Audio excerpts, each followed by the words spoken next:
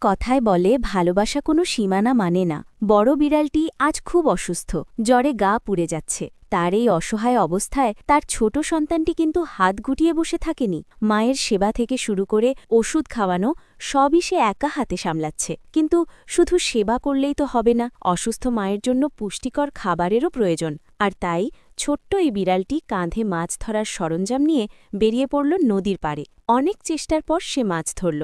এরপর ঘরে ফিরে দক্ষ রাঁধুনির মতো মাছ কেটে সবজি দিয়ে মায়ের জন্য সুস্বাদু স্যুপ আর ওডেন তৈরি করল। নিজের হাতে সেই খাবার মাকে খাইয়ে দিয়ে সে যেন পৃথিবীর শ্রেষ্ঠ তৃপ্তি পেল। সংসারের অভাব দূর করতে এবং মায়ের চিকিৎসার খরচ জোগাতে সে শুধু ঘরেই থেমে থাকল না, পিঠে তৈরি করা খাবারের বক্স নিয়ে বেরিয়ে পড়ল শহরের রাস্তায়। মানুষের কাছে ঘুরে ঘুরে নিজের হাতের তৈরি খাবার বিক্রি করতে শুরু করল।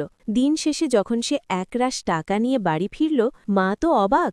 অসুস্থ শরীরেও মায়ের চোখ ভিজে এলো সন্তানের এই পরিশ্রম আর ভালোবাসা দেখে। এই ছোট্ট বয়সেই সে বুঝিয়ে দিল, ইচ্ছা আর ভালোবাসা থাকলে পাহাড়ও জয় করা সম্ভব।